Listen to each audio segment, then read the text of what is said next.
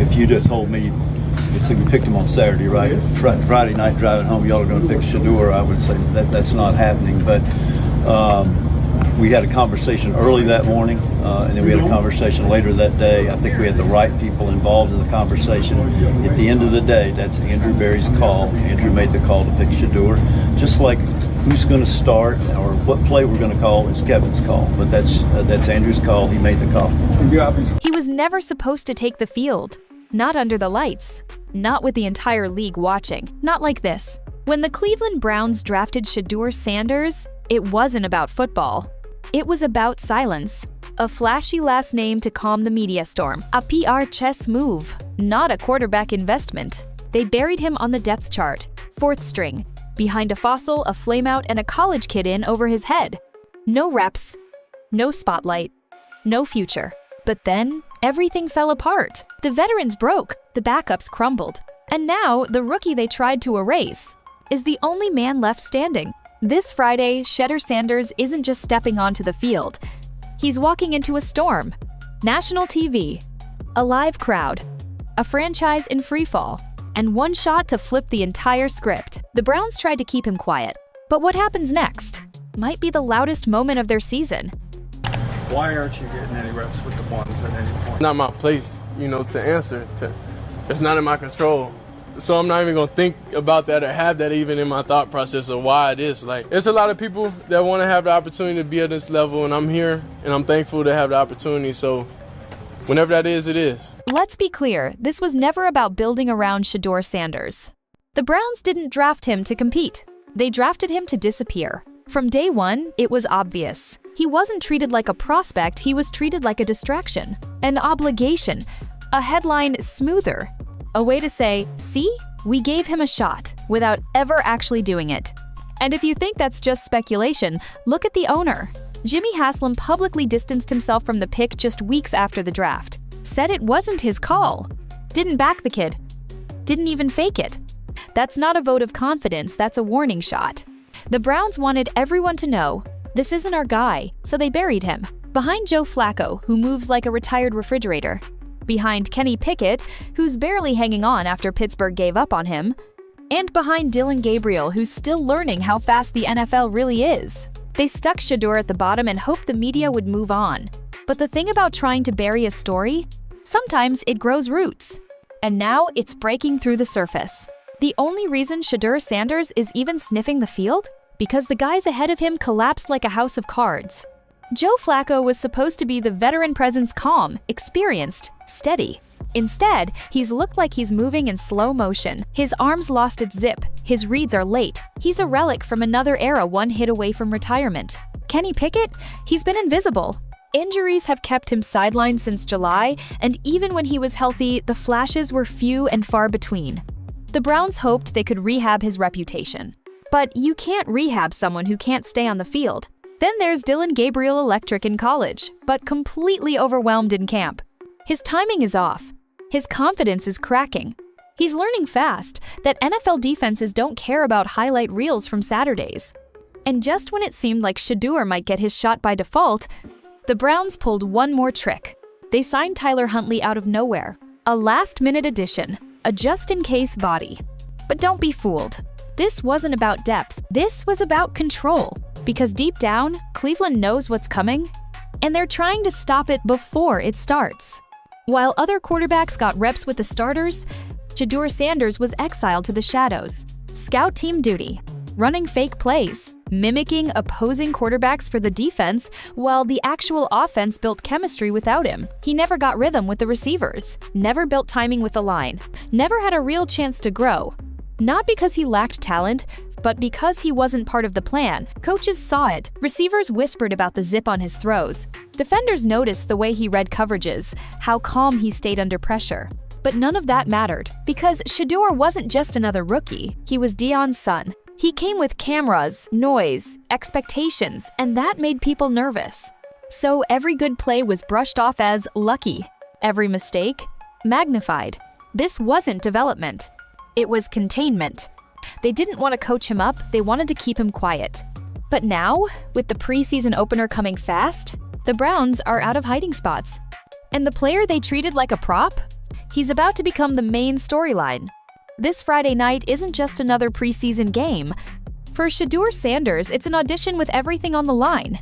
A nationally televised stage. Live crowd, millions watching, and no safety net. This isn't about knocking off rust or getting his feet wet. It's about proving, in real time, that everything the Browns tried to suppress was real. But there's a catch. He's not playing with the starters. No top receivers. No first-team protection. No rhythm, no excuses.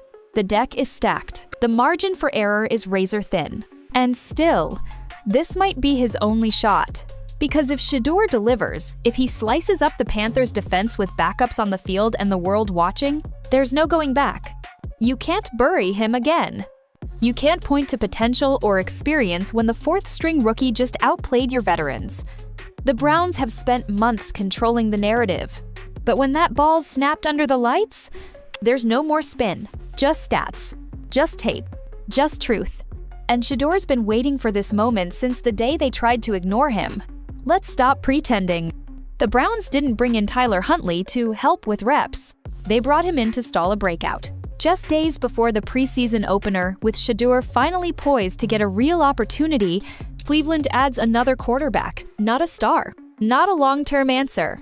Just another body to stand in the way. On paper, Huntley looks harmless. He's mobile. He's experienced. He's safe. He won't rattle the locker room. He won't challenge the pecking order.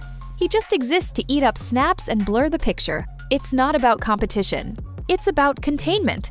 The Browns know exactly what happens if Shedeur gets extended playing time. If he shows that calm under pressure, that elite ball placement, that it factor, the media starts asking questions. The fans get louder. The veterans start looking over their shoulders. So they throw in Huntley, just enough of a distraction to muddy the waters. But here's where it backfires. Shedeur doesn't need a full half. He doesn't need a stacked offense. He just needs a window. And if he makes the most of it, no last-minute signing will be enough to stop the storm. The Browns aren't afraid Shedeur Sanders will fail. They're terrified he'll succeed. Because if he does, everything they've built, every excuse, every decision starts to crumble. It doesn't take a perfect game. It doesn't even take a full half. All it takes is one drive, one perfect read, one touchdown that leaves the stadium holding its breath. If Shedeur delivers that flash of brilliance, that moment of undeniable talent, it's over. Fans won't care about draft position. Analysts won't care about experience. The locker room won't care about politics.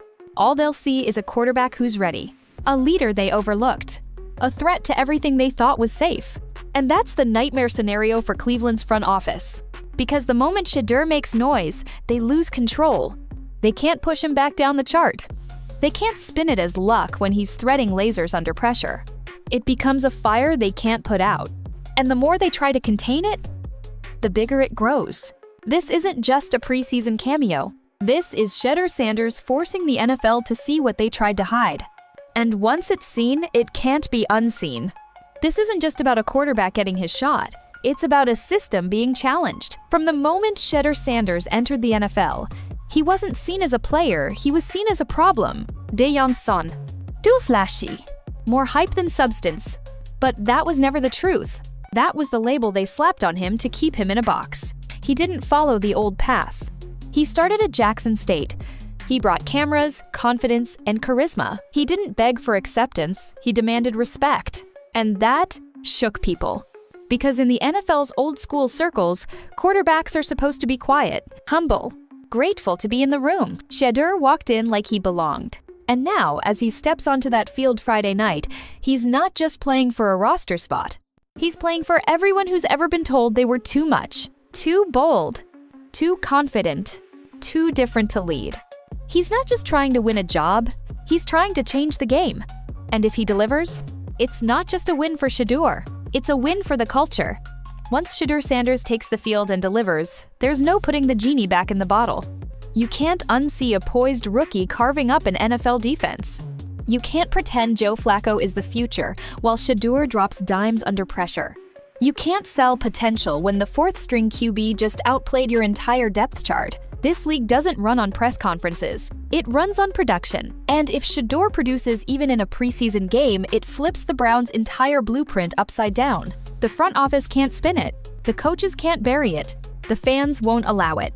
And the worst part for Cleveland? Shedeur isn't begging. He isn't asking for approval. He knows what he's capable of, and he's been ready. The Browns had a chance to build with him, to develop him quietly, to turn potential into power. Instead, they played politics. They prioritized image over impact. And now they're out of time. Because if Shedeur shines under those lights, this won't just be a quarterback controversy. It'll be a full-blown quarterback revolution.